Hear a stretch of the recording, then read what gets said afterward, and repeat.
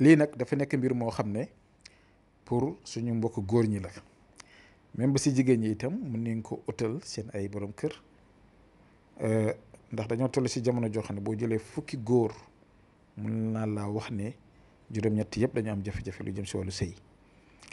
nekkul dara nag, yenn saa yi fooy si bopp dina ko waral, yenn saa yi sëy bu bëri dina ko waral, yenn saa yi itam di jëfandikoo yenn mbir yi dina ko waral, wala lekk yi wala feebar yi. kon nag feebar la comme ni muy dalee ñëpp. yàgg naa leen fee nag présenté ay secret yu bëree bëri, mais àddina looy gën di dox di gën a gëstu di gën a xam, ndax li ngeen gis ni lu weex la. bu njëkk dama leen naan présenté ay poudre yoo xam ne boo xoolee lu nekk da si nekk day jaune wala mu vert, mais bii moom bu ngeen xoolee amul benn effet secondaire. lu weex la, poudre bu weex la boo xam ne nit ki da koy jëfandikoo.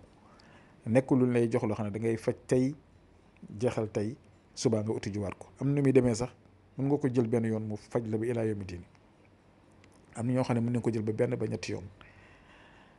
doo gaaw a yegg, doo gaaw a daanu, te itam doo am jafe-jafe lu jëm si wàllu sëy. da nga dëgër te itam da nga sëy bu yàgg incha allah.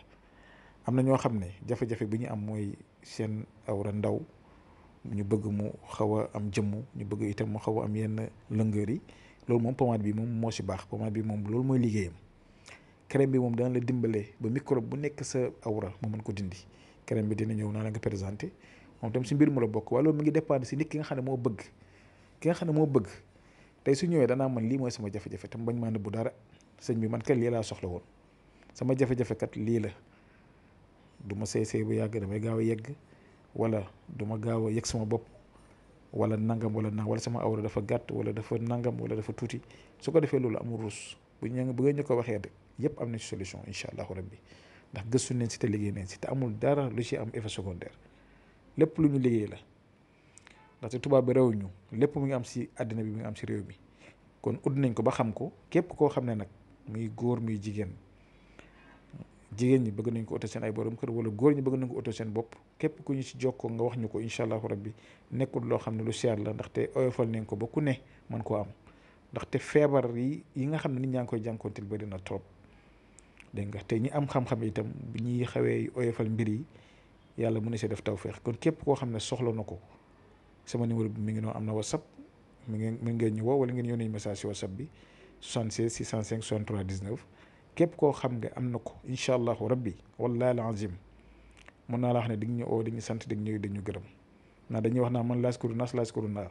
waaye nag képp koo xam ne tey jii nii yàlla dogal na nga dem ba jotee lii, xaw ma ban jafe-jafe nga am de, waaye du nekkati lu jëm si wàllu sëy. loolu moom da ngay tàqali ko moom incha allahu rabbi, ndaxte gëstu nañ si te xam nañ lu koy causé, xam nañ solution yi nga xam ne war nañ ko si ut, jàng nañ ko, gëstu nañ si ba xam ko. kon mi ngi noonu, képp koo xam ne itoo na ko rek nañu yónnee message si numéro bu 76 605 63 19. mun naa ne mos dolli lay doon. képp ku ko jëfandikoo te soxoroo laa wax de, da nga oo keneen na ko dem nga dem seeti ji diw incha allahu rabbi. kon ñu ngi yem fii ba suba jàmm incha allah. asalaamaaleykum wa rahmatullah wa barakatuhu.